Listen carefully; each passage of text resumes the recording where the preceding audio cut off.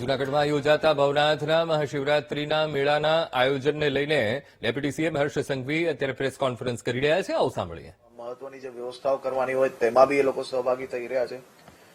દરેક જગ્યા પર પાણીની વ્યવસ્થાઓ આ વર્ષે નવી કરવામાં આવશે. જે રૂટ છે એ રૂટને આખો ડેકોરેશન કરવામાં આવશે રાજ્ય સરકાર દ્વારા. આ વર્ષનો આ મેળો એ અદભુત હશે અને આજ તકનો સૌથી મોટો મેળો થાય તે પ્રકારની વ્યવસ્થાઓ કરવામાં આવી છે. એની જોડે જોડે આ વર્ષે 11મી તારીખે સાંજે બધા જ સંતોની નગરમાં જ્યારે આગમન થશે તો એક ભવ્ય નગર યાત્રા નીકાળવાનું નક્કી થયું છે.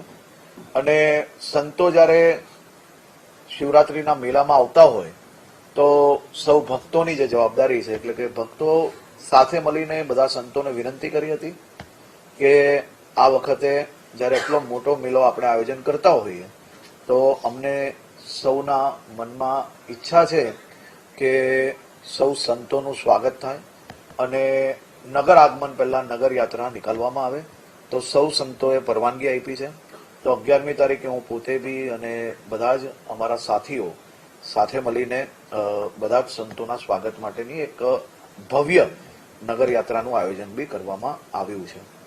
એની જોડે જોડે દેશભરમાંથી સાધુ સંતો, દેશભરમાંથી ભાવિ ભક્તો એ આપણા આ મેળામાં પધારે તે માટે રાજ્ય સરકાર દ્વારા સૌ સંતો જોડે માર્ગદર્શનમાં રહીને ભારતીય જનતા પાર્ટીની લોકલ ટીમ આ બધા જ લોકો સાથે મળીને એક દેશભરમાં સંતોને આમંત્રણ બી આપવાના છે. આ 4-5 દિવસ દરમિયાન સૌ લોકો આ મેળામાં પધારે અને મેળાની તમામ વ્યવસ્થાઓની બેઠક, સંકલનની બેઠક આજે કરવામાં આવી હતી. સૌ સંતોના માર્ગદર્શન મહિલા અને અદભુત રીતે આ મેળો કરવામાં આવશે. રાજ્યના સૌ નાગરિકોને, સૌ શિવ ભક્તોને હું વિનંતી કરું છું, હું સૌને આમંત્રણ આપું છું કે આ પ્રાચીન મેળો, અદભુત મેળો અને ભવનાથના દર્શન અર્થે આપ સૌ લોકો શિવરાત્રીના મેળામાં જૂનાગઢ ભવનાથ પધારો. જય ગિરનાર. હવે શિવરાત્રીનો મેળો અને આ મેળાના આયોજનને લઈને એક બેઠકનું આયોજન કરવામાં આવ્યું હતું, જેમાં જૂનાગઢના સંતો, મહંતો, અધિકારીઓ, પદાધિકારીઓ તેઓ પણ સામેલ થયા હતા અને આ મહાશિવરાત્રીના મેળાને લઈને અલગ અલગ વિષયો પર ચર્ચા કરવામાં આવી હતી.